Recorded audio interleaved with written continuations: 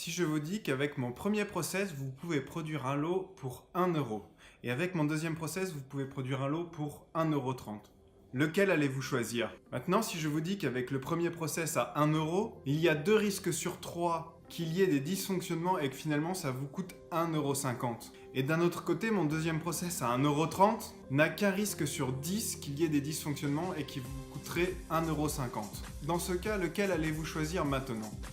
Ce modèle est simpliste, mais je vais vous convaincre dans cette vidéo que mesurer et piloter le bon du premier coup sur votre site permettra enfin d'allier performance et qualité, car oui, avec un bon du premier coup élevé, vous serez plus performant.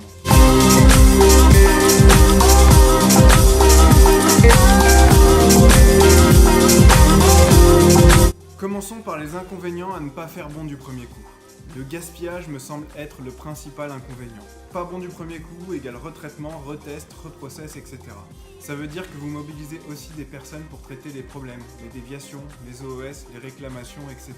Des personnes qui coûtent plus cher à votre entreprise, et donc vos produits vont coûter plus cher. Ça impacte aussi votre temps de cycle et ça augmente vos stocks. Les personnes qui traitent les problèmes sont aussi les personnes qui interviennent directement dans le flux de libération. Et quand elles traitent des problèmes, eh bien vos produits attendent. Pour finir, ne pas faire bon du premier coup, ça crée un climat social délétère. Quand la majorité de votre équipe passe son temps à traiter toujours les mêmes problèmes tous les jours, évidemment ils se démotivent. Ils perdent le sens de ce qu'ils font. Des tensions se forment entre les équipes. Et elles finissent par venir la boule au ventre sur le site, voire même ils finissent en burn-out. Quel dommage alors que ces mêmes personnes pourraient participer à l'amélioration continue de votre site. Maintenant, quels sont les avantages de faire bon du premier coup ? Eh bien, au quotidien, déjà, ça veut dire que vous maîtriserez mieux vos coûts, car il y aura moins de gaspillage imprévu. Du coup, vous aurez une meilleure maîtrise du budget. Ça veut aussi dire que vos temps de cycle seront plus stables et probablement aussi plus courts. Effectivement, vous aurez moins d'aléas à gérer après la production. Et on sait très bien que le temps de cycle d'un site pharmaceutique, ce n'est pas la production qui en représente la plus grande partie, mais les activités après la production. Ensuite, vous allez pouvoir mobiliser votre personnel le plus cher sur des tâches à valeur ajoutée plus intéressantes. L'amélioration continue pour enclencher la boucle vertueuse sur votre site.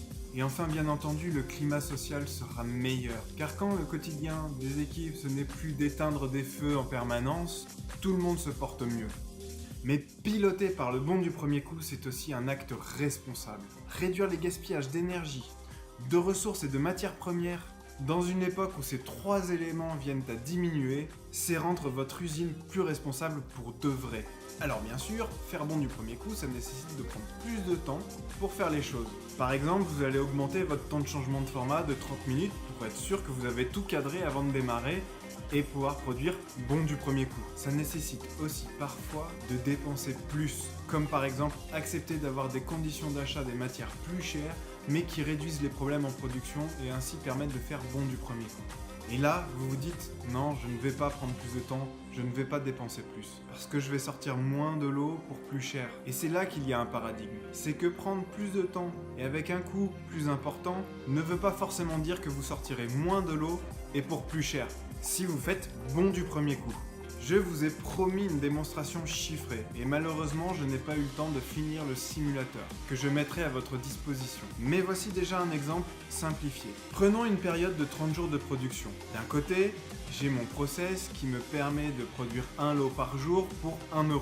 De l'autre, j'ai un autre process qui prend 20% de plus de temps pour 20% plus cher. Mon premier process fonctionne avec un bond du premier coup de 40% et mon deuxième process avec un bond du premier coup de 80%. Du coup, au bout de 30 jours de production, avec mon process 20% plus long, 20% plus cher, mais avec un meilleur bond du premier coup, on est capable de sortir 3% de plus de lot pour 3% moins cher, sur la même période.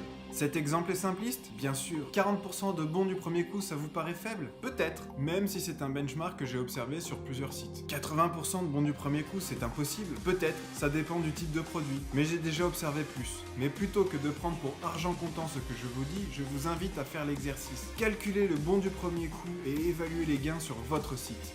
Et vous verrez qu'au pire, vous ferez au moins aussi bien qu'aujourd'hui, mais dans un climat plus agréable pour tous, et en plus, avec un bond du premier coup à 80%, vous pourrez vraiment travailler pour augmenter votre productivité en toute sérénité. Pour finir, sachez que le bond du premier coup peut aussi se mesurer pour tout type d'activité. Il est donc possible de piloter complètement un site en prenant le bond du premier coup comme objectif prioritaire à atteindre.